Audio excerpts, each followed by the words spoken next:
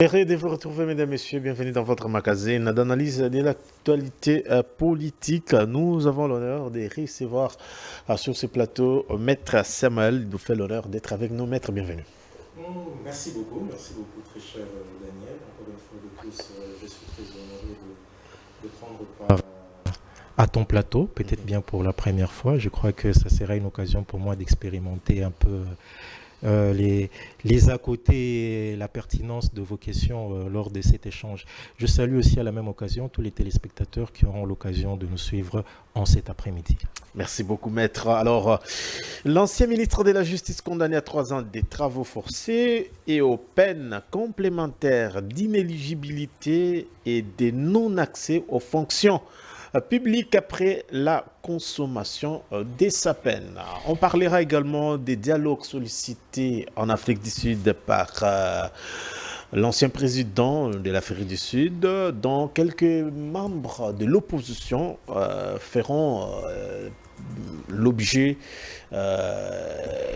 seront obligés de participer à ces dialogues. La réaction de Félix Tshisekedi, qui, selon lui, c'est à lui d'initier les dialogues et il n'a pas besoin, bien sûr, d'un facilitateur extérieur. Maître Constant Mutamba, condamné. Votre analyse d'abord en tant que politique. Merci beaucoup, très cher Daniel. Bon, comme tout observateur de la chose politique, nous avions tous appris que l'ex-ministre d'État et ministre de la Justice a été condamné pour les faits qui étaient mis à sa charge. Et après sa condamnation, nous avons tous constaté qu'il a bénéficié des mesures presque exceptionnelles tendant à pouvoir le mettre en résidence surveillée.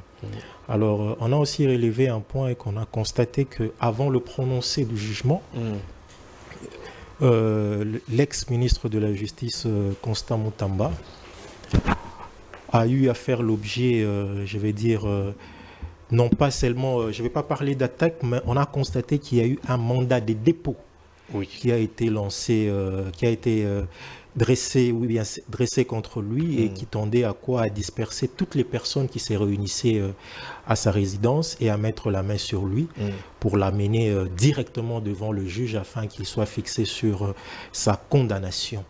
Alors, personnellement, nous n'avons pas tellement, quant à moi, nous n'avons pas tellement apprécié cette façon brutale de faire.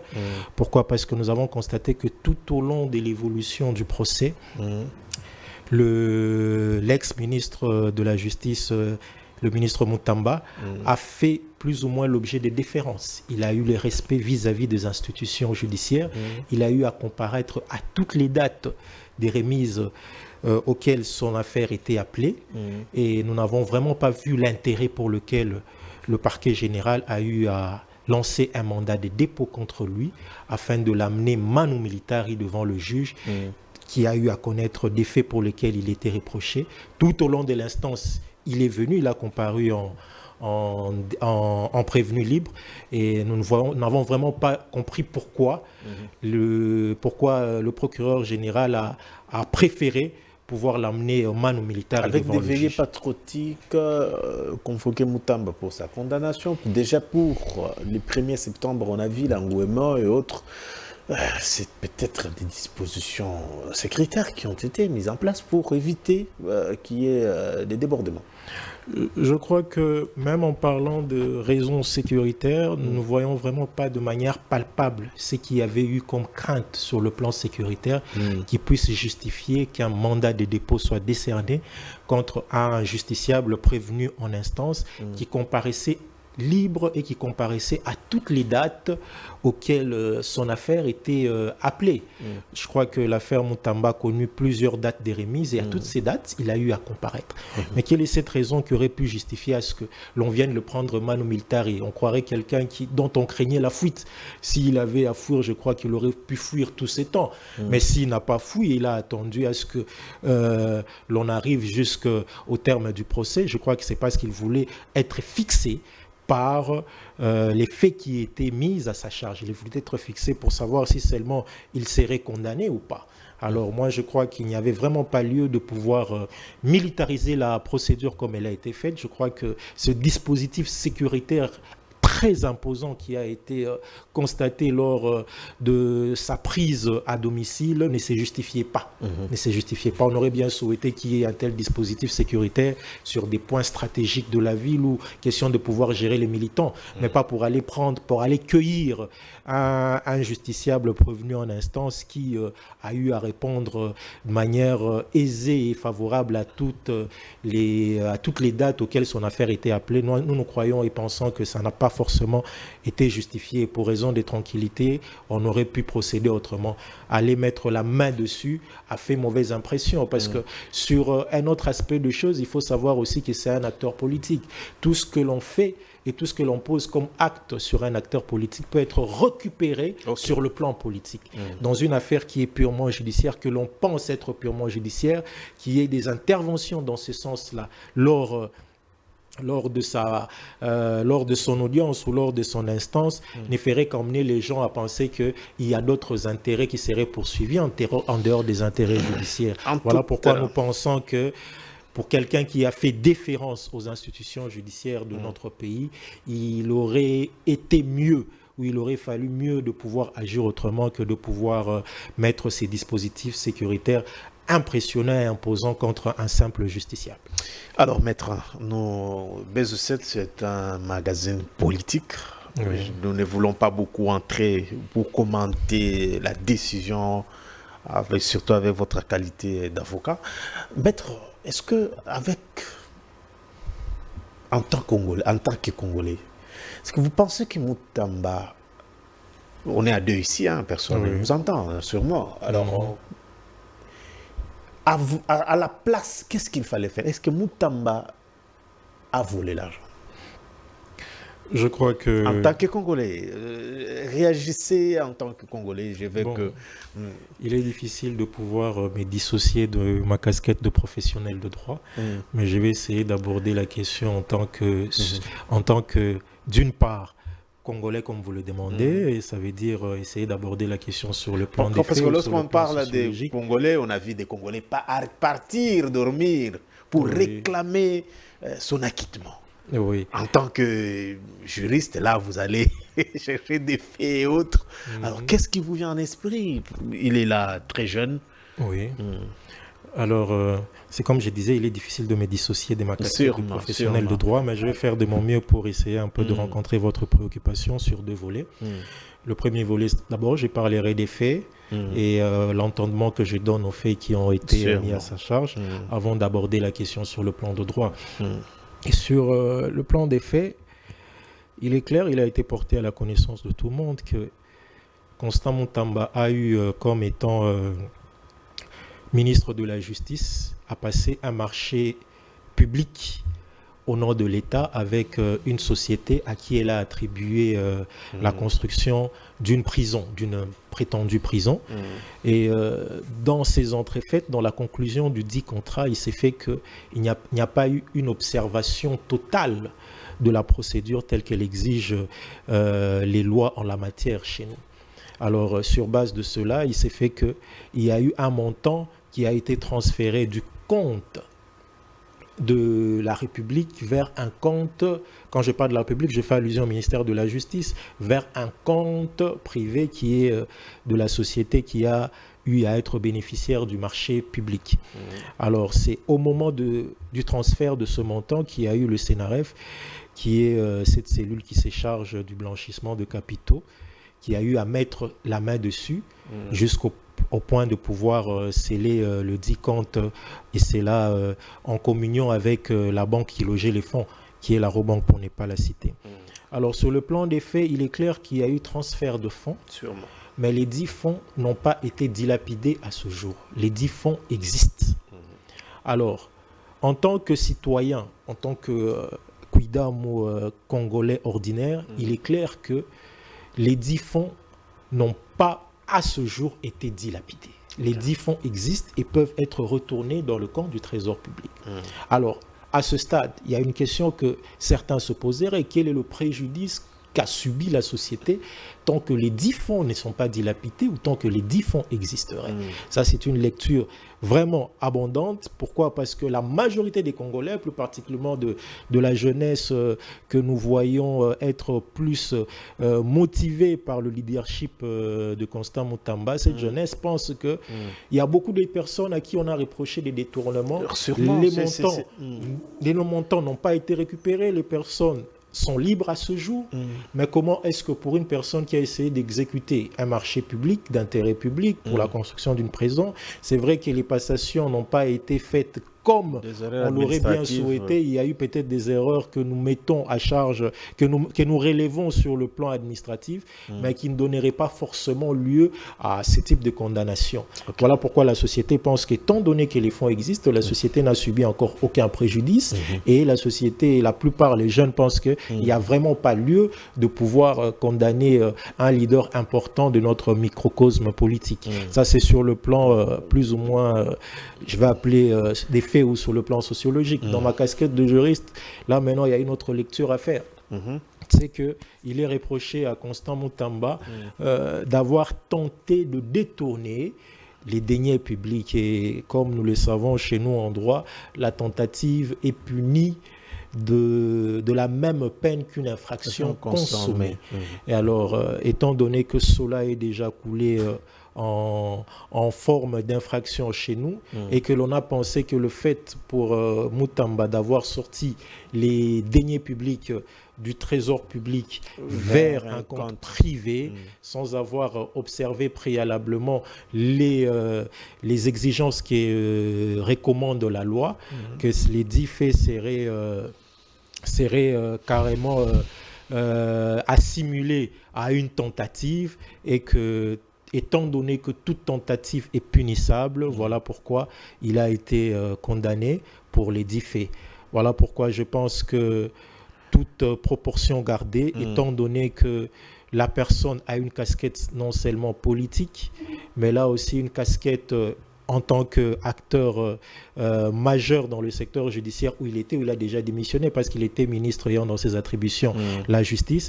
Je crois qu'il y avait toujours lieu de pouvoir toute proportion gardée, comme je l'ai dit tantôt, pouvoir garder un peu la sérénité, aussi un peu la réputation de la personne, parce que c'est une personne qui sait tout faire aussi pour pouvoir aider le chef de l'État. Nous savons qu'il a été à la baguette pour l'organisation des grands sommets importants dans le secteur judiciaire, à savoir par exemple les états-majors les états généraux sur la justice. Il a été l'un des initiateurs et c'est à l'issue de ces états généraux qu'il a été traité des questions importantes qui préoccupaient le chef de l'État. Le chef de l'État s'inquiétait sur un élément, sur le fonctionnement de notre justice. Le chef de l'État ne cessait de rappeler combien est-ce que la justice était malade. Et la personne sur qui il avait porté son dévolu, c'était Constant Mutamba. Et c'est sur ces derniers qu'il a pu penser qu'il pouvait administrer une thérapie de choc afin de pouvoir apporter les solutions importantes qui ne cessent de pouvoir détériorer notre environnement judiciaire. Mais fort malheureusement, nous avons constaté que l'acteur majeur qui était censé pouvoir administrer le traitement à l'appareil judiciaire a été englouti par le même système. On termine avec Mutamba avant de parler de ce dialogue très réclamé. Comment trouvez-vous l'avenir de Mutamba aujourd'hui? Est-ce qu'on a voulu, il y a ceux qui pensent qu'on l'a voulu l'étouffer, mais malheureusement, on l'a encore vendu davantage pour ceux qui parlent beaucoup plus de le marketing politique. Alors, politiquement, je dois le dire et je dois l'affirmer que Mutamba, avant le procès, n'est plus Mutamba après le procès. Vous voulez dire quoi, maître?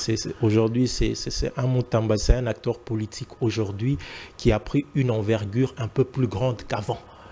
Pourquoi? Parce qu'aujourd'hui, Mutamba fait parler de lui pas seulement au niveau national, mais au niveau régional et au niveau international. Aujourd'hui, c'est dans les dernières semaines, aux derniers mois, c'est l'acteur politique dont on a le plus parlé dans les médias, que ce soit au niveau national, qu'au niveau international. Donc c'est simplement aussi pour affirmer que l'envergure que ce procès vient d'accorder à Constant Mutamba est une envergure très considérable qui fait aujourd'hui de lui un acteur politique sur qui les Congolais aujourd'hui peuvent non seulement compter, mais un acteur politique sur qui il faudra compter dans le lendemain politique de notre pays. Ce procès a été pour lui une étape nouvelle par laquelle il est passé pour pouvoir sonder sa popularité. Et nous avons constaté qu'aujourd'hui, Constant Mutamba devient un acteur politique aux envergures un peu plus grandes que celle qu'il avait avant ce procès. Alors, maître, de manière pédagogique, on nous parle ici, l'ancien ministre de la Justice condamné à 3 ans de travaux forcés. Cela veut dire quoi? Bon, c'est comme vous le dites, il a été condamné à 3 ans de travaux forcés. À cela, on a ajouté 5 ans. On doit prendre Mutamba et l'amener dans un champ pour travailler. Qu'est-ce qui va se passer exactement? Parce qu'il y a tout sauf rien. Il y a tout un débat dessus. C'est vrai que les travaux forcés ne sont pas comparables forcément à la servitude pénale principale. Il y a un débat sérieux dessus, étant donné que les travaux forcés ne sont pas clairement définis par notre loi ou par l'ensemble de notre arsenal judiciaire, plus particulièrement dans le secteur pénal. On n'a pas clairement défini quel serait le contenu des travaux forcés, mais avec les usages que nous considérons comme étant aussi une des sources de droit qui viennent se compléter là où la loi n'a rien dit, pensant que les travaux forcés peuvent être aussi assimilés, aussi à une résidence surveillée. Nous savons qu'il y a certaines personnes qui ont été condamnées aux travaux forcés et qui par après ont fini par une résidence surveillée. Nous savons qu'il y a aussi d'autres qui ont été condamnés à des travaux forcés qui par après, pour les mêmes faits, se sont retrouvés en train de pouvoir subir une servitude pénale principale en passant le temps de condamnation en prison. Je crois que, étant donné que la matière n'est pas encore clairement définie par le législateur, que le contenu des travaux forcés ne sont pas encore clairement reprises de manière expressis verbis par le législateur, ça donne lieu à ce que moi je vais appeler à l'équité du juge. Le juge lui-même apprécie le contenu qu'il peut accorder à la condamnation aux travaux forcés. Alors pour l'heure, nous avons tous appris que cette condamnation, aujourd'hui, le contenu qu'on y a accordé, c'est une résidence surveillée et que Constant Mutamba serait placé en résidence surveillée dans une des résidences de la ville qui n'est pas encore portée à la connaissance de tout le monde. Et puis, peut-être pour terminer dans ce sens-là, de manière pédagogique, pour ceux qui nous suivent, peine complémentaire d'inéligibilité et non-accès aux fonctions publiques après consommation de sa peine. Qu'est-ce que cela veut dire encore? Bon, de manière claire, c'est une condamnation ici qui a été portée sur ses droits civiques. Les droits civiques, ce sont les droits qui permettent à tout Congolais de pouvoir jouir de droits politiques. Alors, le juge ou bien la composition hier a clairement eu à sortir de sa condamnation aussi 5 ans d'inéligibilité de Constant Mutamba. Ça veut dire clairement qu'il ne saurait exercer ses droits civiques et politiques pendant cette période déterminée. Ça veut dire qu'il ne pourra être ni électeur, ni éligible durant cette période. Et ça procède aussi des peines que prévoient les législateurs pour les personnes qui sont condamnées pour des détournements des deniers publics. Le législateur a prévu que les dites personnes devraient être privées d'une certaine période d'inéligibilité. Voilà. Merci beaucoup, Maître Samuel. On change de chapitre, on prend cette fois-ci Félix Tshisekedi, grâce PAN va nous aider. On a fini avec Constant Mutamba. On prend Félix Tshisekedi. Il y a un dialogue qui a été proposé à l'extérieur du pays. Félix Tshisekedi réagit pour dire non, c'est lui qui doit initier les dialogues. Maître, comment vous jugez la politique du président de la République en ce qui concerne la paix en République démocratique du Congo?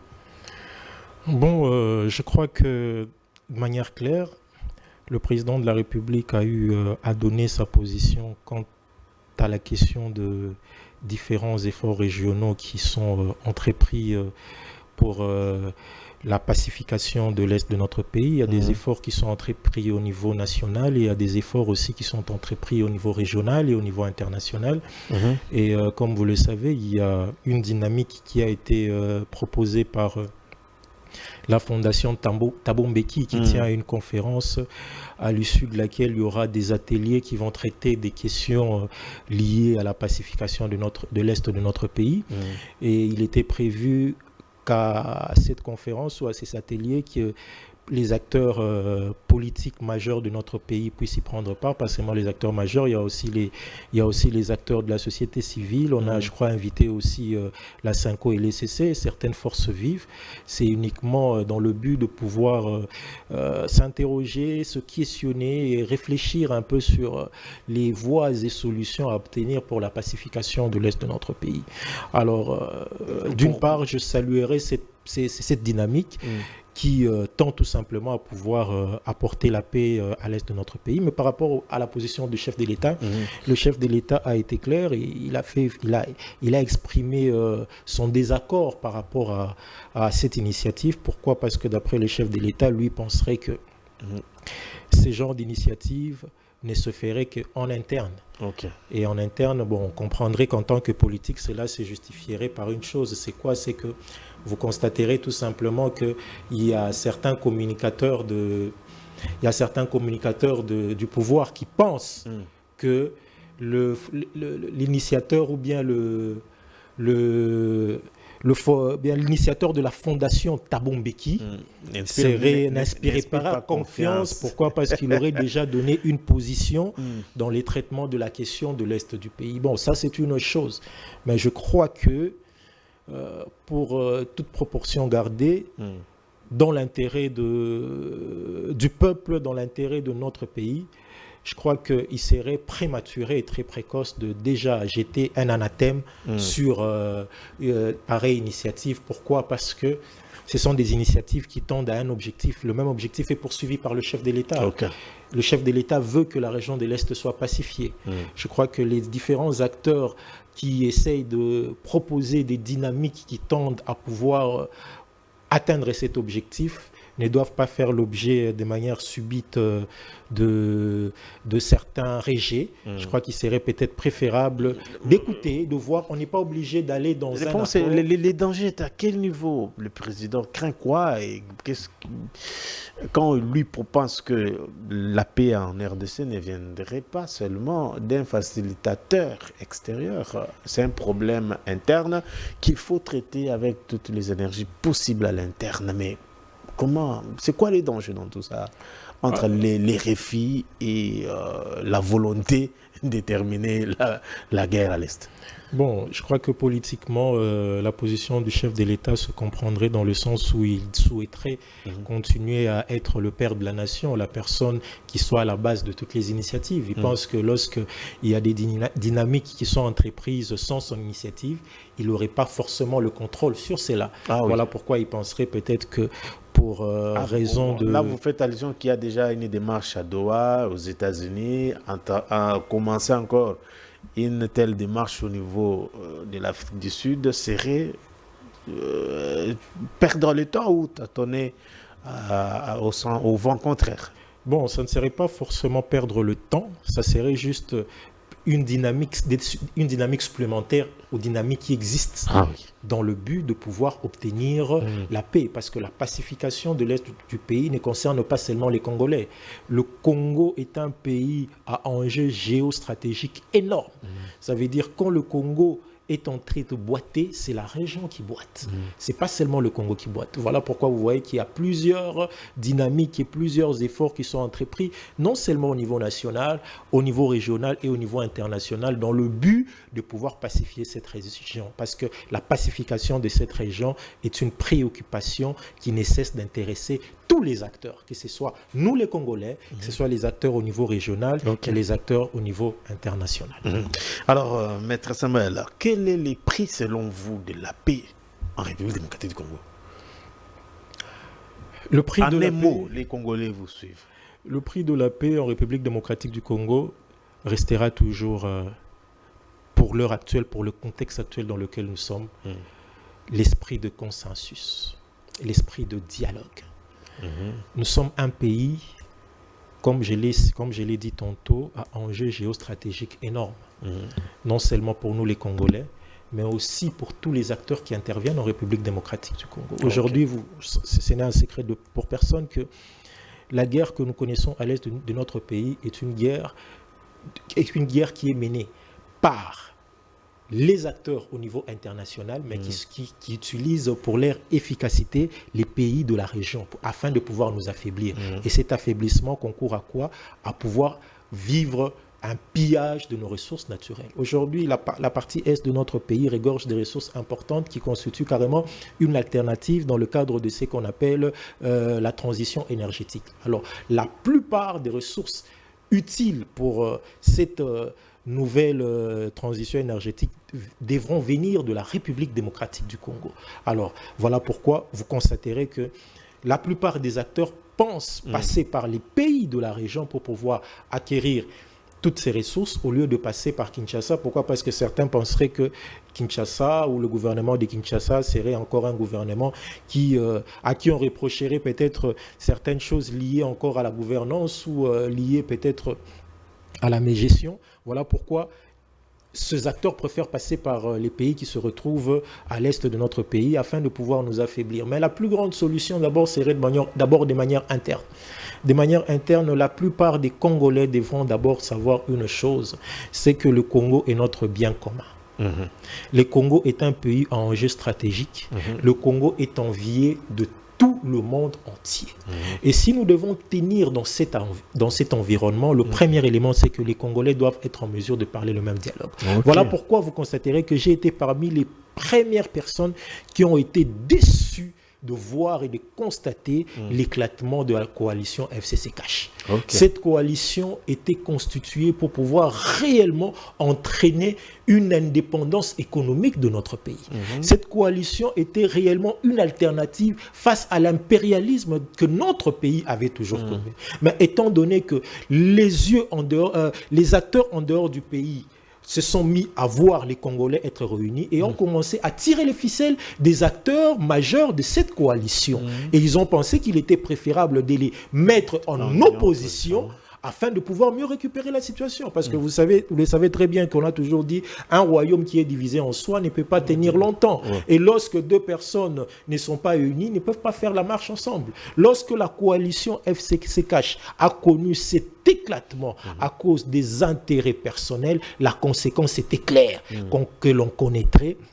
Cet affaiblissement, et cet affaiblissement nous conduirait où? Nous conduirait clairement et de manière vraiment indiscutable vers une récupération de la situation vers la communauté internationale. Et c'est le plus grand regret que nous avons. Aujourd'hui, tous les efforts qui ont été entrepris pendant plus de 20 ans pour que l'on atteigne cette coalition FCC Cash ont été jetés dans l'eau, ont volé en éclats, et la conséquence, on refait du surplace 20 ans après. Voilà pourquoi nous en appellerons toujours à la maturité de nos acteurs politiques. Nous en appellerons toujours à leur conscience que le Congo est ce que nous avons en commun. Il est difficile de pouvoir diriger dans un pays comme la République démocratique du Congo sans pour autant avoir un consensus. Il est très difficile. À défaut de faire l'unanimité, on doit toujours avoir un consensus entre les acteurs majeurs de ces pays et ça va constituer une alternative contre les plans de l'impérialiste qui ne vise tout simplement qu'à pouvoir piller nos ressources naturelles.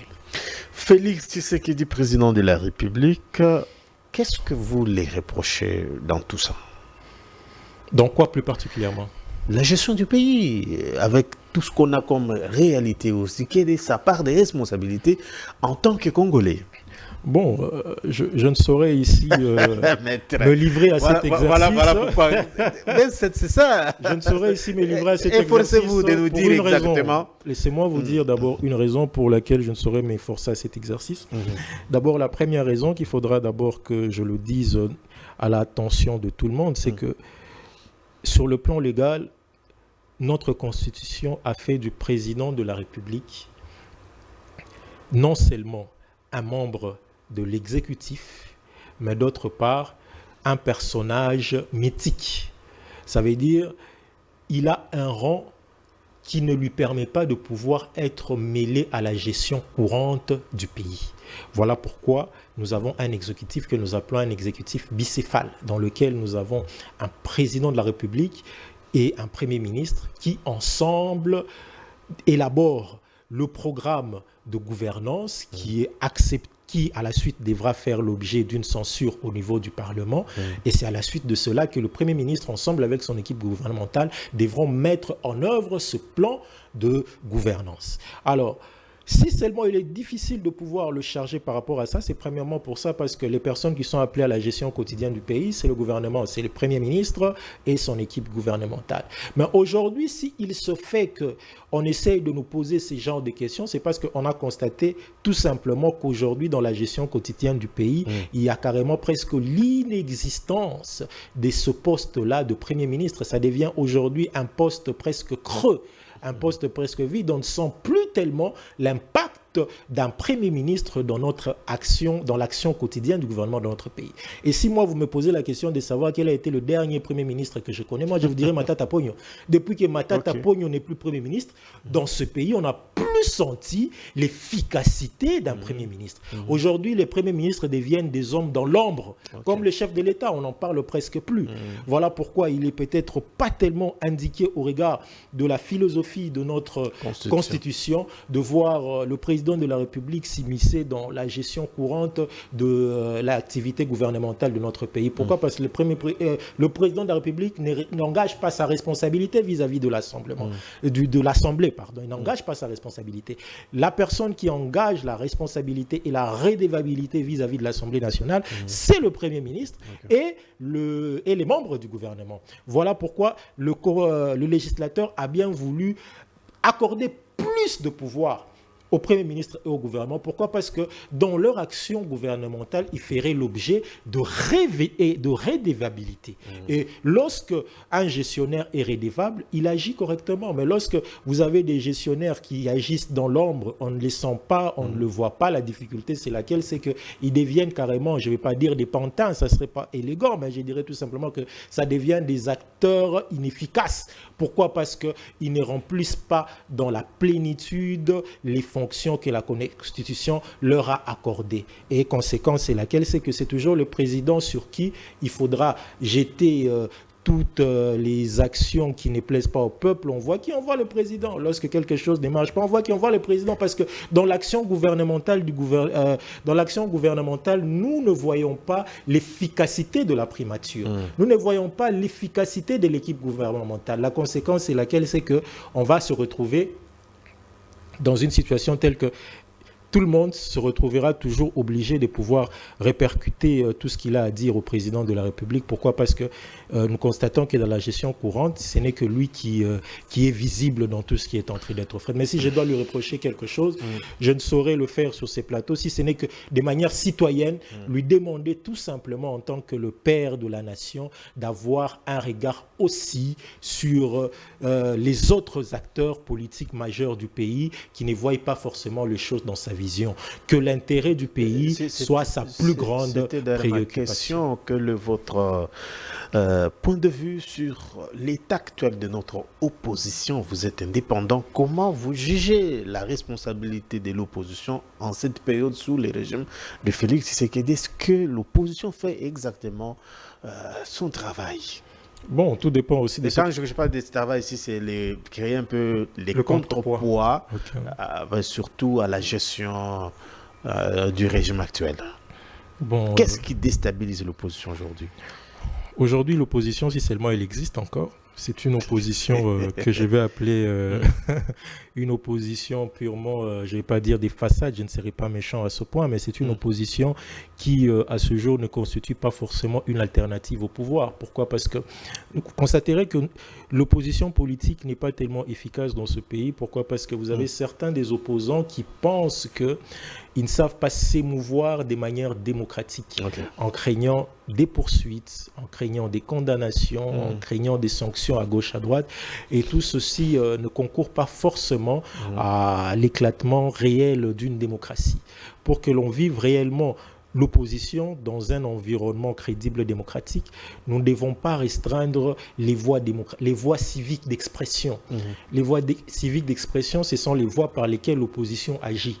Lorsque l'opposition pense que dans les voies civiques d'expression, elle ne sait plus s'émouvoir comme elle pense, voilà pourquoi, de moment donné, elle se replie sur elle-même et elle n'est plus en mesure de pouvoir donner des savoirs comme étant une alternative au pouvoir ou au changement. Et d'autre part aussi, ce qui est encore regrettable, c'est que le fait de constater qu'il y ait cette restriction de voies civiques, vous en avez certains qui se trouvent être frustrés.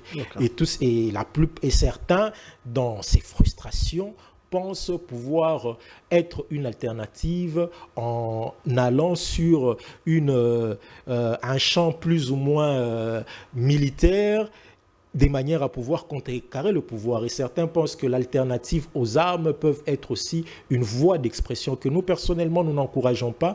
Mais pourquoi nous en arrivons à ça? C'est tout simplement parce que nous constatons que certains acteurs politiques pensent qu'en recourant aux voies politiques pures, connues, que ça veut dire les expressions civiques des actions, il y a certains qui voient qu'ils sont restreints, ils ne savent pas s'émouvoir. Certains pensent que l'alternative, c'est la prise des armes.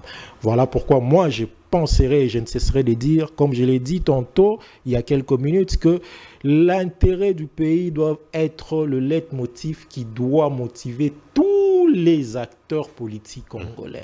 Pourquoi? Parce que l'intérêt de ce pays veut à ce que les acteurs politiques puissent s'entendre. Vous savez, notre pays, départ son accession à l'indépendance jusqu'à ces jours, il n'a jamais évolué en pensée unique. La seule période où nous avons évolué en pensée unique, ce n'était que le temps où nous avions un parti unique ou un parti d'État, du temps de les vieilles époques regrettées du temps Zaïre. Ce n'est que cette période où vous avez eu la pensée unique qui a pu maintenir la stabilité du pays. Aujourd'hui, l'environnement étant différent de l'époque où les Zaïre existaient, nous sommes dans un environnement aujourd'hui qui a été de plus en plus démocratisé et il est difficile de pouvoir aujourd'hui gouverner en étant le seul leader à bord, la seule personne qui dicte, en pensée unique. Aujourd'hui, c'est compliqué. Voilà pourquoi il faut laisser l'expression à l'opposition aussi. L'opposition ne doit pas être asphyxiée. Aujourd'hui, je vous laisse carrément faire une prospection. Vous avez l'Assemblée nationale. L'opposition représente quoi? L'opposition parlementaire représente quoi dans l'Assemblée nationale? Vous avez 500 députés. Sur 500 députés, vous avez plus ou moins 20 députés d'ensemble qui constituent l'opposition. Donc, près de 95% de la classe parlementaire est constituée des députés proches du pouvoir. Et cette façon de faire les choses, quoi que l'on puisse dire, n'est pas favorable pour l'éclatement d'une bonne démocratie, bien pour l'expression facile et plus ou moins indiquée de l'opposition. L'opposition a difficile de pouvoir faire entendre sa voix dans ces genres d'environnement. Je vous laisse voir depuis le début de la Troisième République, depuis 2006 à ce jour, on n'a jamais vu une opposition aussi insignifiante au Parlement. Ça n'a jamais existé. C'est pour une première qu'aujourd'hui, nous avons une opposition presque insignifiante. Et la conséquence, c'est laquelle? C'est que les gens pensent que le seul recours serait quoi? L'alternative en cas de frustration pour certains serait quoi? C'est recourir aux armes. Pour certains, nous n'encourageons pas cela. Mais aujourd'hui, nous constatons que c'est pratiquement le seul qui sont en mesure d'emmener le pouvoir sur la table des discussions. C'est pratiquement le seul. Pourquoi? Parce qu'ils ont quand même une certaine force de dissuasion. Mais cela n'est pas à encourager. Pourquoi? Parce que le Congo est un pays à enjeux stratégiques énormes. Les guerres en interne ne profiteront jamais aux Congolais. Ça sera du pain béni pour la communauté internationale qui ne fera qu'appliquer son agenda. Son agenda, c'est quoi? C'est de nous piller et de nous piller et de nous piller. Merci. Alors, maître, nous tendons déjà vers la fin. Avec ces magazines, la dernière étape, c'est vous. À quoi porte votre combat exactement, maître? Pourquoi vous vous intéressez aux questions politiques alors que vous n'êtes ni à gauche ni à droite? Merci beaucoup. Au moins vous le dites que je suis ni à gauche ni à droite. Vous avez les uns qui disent que je suis des lignons sacrés. Vous avez les autres qui disent que je suis du pouvoir. Mais tout ceci concourt seulement à une chose, c'est que nous sentons que nous sommes réellement au bon endroit. Ça veut dire nous donnons ce que nous pouvons dans cette architecture démocratique de notre pays. Ce que nous voulons tout simplement, c'est Dans le cadre de mes activités, je pose tout simplement mes activités dans le cadre d'une structure que je préside personnellement, dont je suis le coordonnateur, qui est ce que nous appelons l'Abdor pour la République. C'est quoi? C'est l'action bénéfique pour la dynamisation des œuvres pour la République. Et nous visons quoi dans l'Abdor pour la République? Nous visons plus particulièrement de pouvoir vulgariser non seulement les lois du pays, mais aussi vulgariser les acquis majeurs de notre pays. Notre pays a des acquis majeurs qui constituent le socle de la démocratie. Et notre travail à nous, c'est de pouvoir plus les vulgariser, et l'objectif poursuivi, c'est quoi? C'est de voir la démocratie dans notre pays s'enraciner et réellement prendre corps. Pourquoi? Parce que nous constatons qu'à un moment donné, lorsque les acteurs politiques ne sont pas au pouvoir, ils ont un langage, mais lorsqu'ils arrivent au pouvoir, le langage change. Voilà pourquoi notre combat, il est plus un combat. Au-delà d'être politique, c'est plus un combat citoyen, dans le sens où nous apportons autant que nous pouvons notre contribution par rapport à ce que nous pendons comme réflexion, afin de pouvoir permettre à l'autorité publique de nous entendre, pas forcément de nous associer à la gestion, mais ne serait-ce que de nous entendre, afin que l'avenir de notre pays soit un avenir radieux tel que l'a voulu nos pères fondateurs. Nos pères fondateurs avaient un objectif, c'est que ils ont voulu, à l'accession du pays, léguer aux générations futures un pays prospère. Si eux ont pu le faire, mais ceux-là qui sont aujourd'hui, est-ce qu'ils ont légué un héritage prospère à nous qui sommes là? Nous ne savons pas. Mais si nous, demain, nous devons être là, que cet hymne national ne cesse de résonner dans nos têtes tant que nous sommes gestionnaires, ça veut dire de léguer aux générations futures un Congo juste, un Congo meilleur et un Congo prospère. Voilà. Est-ce que, maître, vous avez quelque chose que vous n'avez pas dit jusqu'ici, parce que nous finissons? Merci beaucoup. Je crois que l'essentiel a été dit. J'ai rencontré vos préoccupations et je crois que pour les autres préoccupations que vous aurez, nous serons toujours à votre disposition. Merci beaucoup, maître Samuel. Alors, mesdames et messieurs, nous sommes à la fin de ce magazine. Permettez-moi de saluer la fondation MMZ Mupenda Mwangaza Vunja Bongo, qui est un acteur politique depuis Colosie, qui soutient le magazine Buzz 7. Je salue également, il y a beaucoup de gens qui attendent ma réaction sur les élections liées au Conseil national de la jeunesse. Nous avons beaucoup de propositions et nous allons les faire au moment opportun. Et je salue également Madame Pascaline Mwenge, qui fait un bon travail, leader des jeunes dans le Grand Katanga, avec un leadership féminin très remarquable. Nous vous saluons, chers leaders. Je salue également Merveille Kigoma, l'actuel conseiller juridique du Conseil national de la jeunesse, à l'ingénieur Claude, nouveau président du Conseil national de la jeunesse. Toutes les bonnes chances à vous. Je vous retrouve prochainement, mesdames et messieurs. D'ici là, portez-vous bien. Au revoir.